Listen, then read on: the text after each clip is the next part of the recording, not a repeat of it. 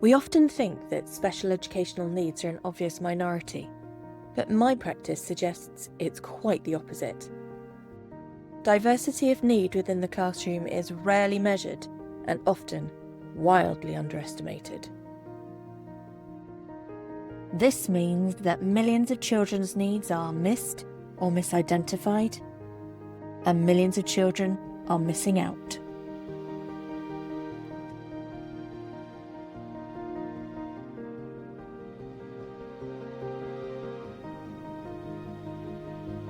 I'd never really heard of screening. It's only really in the last 3 years working in this role and working with colleagues that do screen that I've got to learn more about it.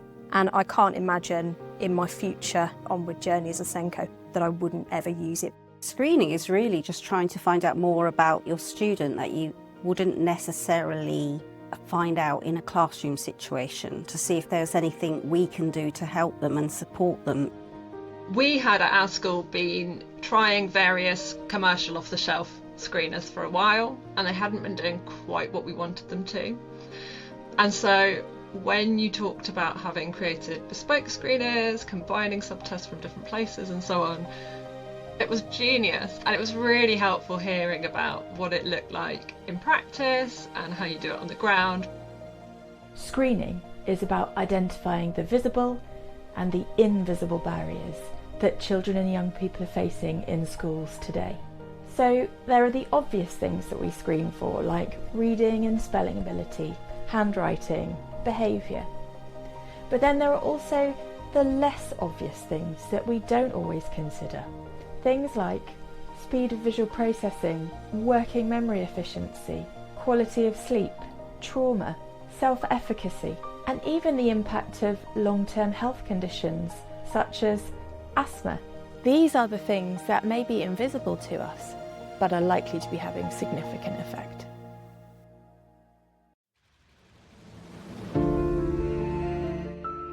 The model of outsourcing assessments to allied professionals such as community paediatricians and educational psychologists isn't functioning well enough. We've got millions of children on waiting lists.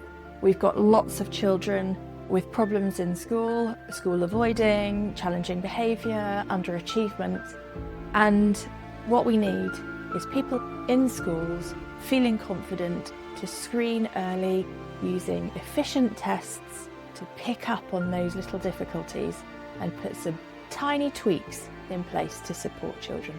I have been a SENCO for 24 years now, and I've loved every single minute of it because it's the most rewarding job that you can have in teaching, I believe, to see children who really struggle start to flourish, start to believe in themselves, and start to achieve their ability levels and go on to lead successful lives. And I've been doing it long enough to know that that's the case. The problem is, and the resources to assess are prohibitively expensive. SENCos have little to no training, and this means that schools often don't have the resources, the time, the opportunity, the confidence even, to try out screening practices in their setting. The reality is, SEND is a postcode lottery, and by screening every child in schools, we start to bring in equity. I think often children only necessarily get officially recognised with an SEND if they reach a threshold for diagnosis. And actually what the screener has done for us is to make visual, kind of draw attention to those children who perhaps do have a discrepancy in different areas of strength and difficulty, but that might not be at a threshold for diagnosis. We screen everybody because it's useful for everybody. Every child will get some kind of information about who they are and how they work. And although it might not lead to something like an access arrangement, actually for that child it can be really helpful for them to know how they do process information. For some students it can be like a confidence boost that they need as well. Screening is invaluable. It tells us so much about a child. You don't have that opportunity as a classroom teacher to spend that time with somebody, to observe them, to maybe ask them a few little searching questions. It really does make a difference. the ability to screen every single pupil and make sure that we are not accidentally allowing gender bias or ethnicity or even summer birthdays, because standardised schools help with that, to skew our perceptions and our interpretations of children's learning and behaviour and everything else is brilliant. I think the power of screening is the fact that when you do start to verbalise some of the things that you found out in that screening, when you're talking to the child, it's almost like this light bulb moment goes on, because they're like, actually, somebody understands me, somebody knows where I'm coming from. Over the time I've been a SENCO, the paperwork has dramatically increased in terms of access arrangements, and it's become highly professionalised. The research that I undertook was to gather the views over the United Kingdom to see how SENCOs and other SEN professionals dealt with access arrangements within their centres, and the research has shown that it's quite an uneven distribution of resources between certain centres, between the maintained and the independent sector, and this has a huge bearing on the equality or the inequality of the system that we currently have. And several findings came out of the research, and it really did show the inequality that's occurring in terms of who gets arrangement for these very high-stake examinations for GCSEs, for A-levels, and who may not have access to, firstly, being assessed and identified as needing them, and then secondly, to have the time to bespoke the arrangement, because there are over 22 different access arrangements that you can put in place for a pupil, but you need time to trial these to make sure that these are the correct arrangements for that pupil to demonstrate their ability in a highly stressful situation. The reality is, it's highly unlikely that there's just one reason for a child or young person underachieving or being unhappy in school.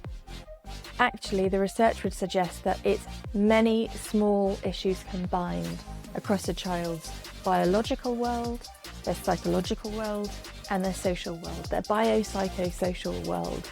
And these small but significant risk factors combine, and when there's a larger number of risk factors in a child or young person's life, they are more likely to struggle in school.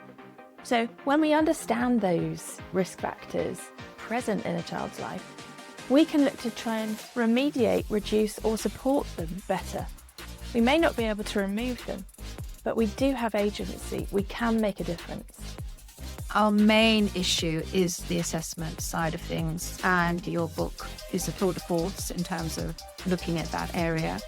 We don't need a label to call a child something specific in order to better understand them and to have strategies and ideas to support them.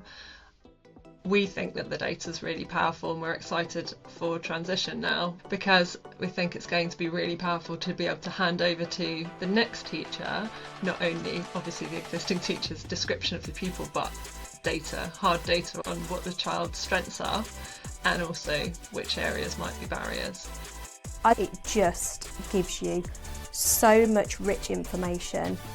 There's nothing else really that's comparable that gives you such an insight into how your students work for comparatively such a small amount of your very precious time. By screening every child in schools, we start to change it from being a postcode lottery to an education system that is flexible and adapting to the children and young people within it. And I know, because I've seen it and I've felt it, that screening and then the changes that you make as a setting as a result of screening, they have a really significant effect on culture and on well-being and on pupil outcomes. And it's possibly the most power that you will ever have as a SENCO, is to better understand the children and young people in your setting. I really hope that in the package that is No Child is Missed, No Child Misses Out, and the affiliated website nochildismissed.org, that you will find practical resources, training, guidance, and confidence to assess.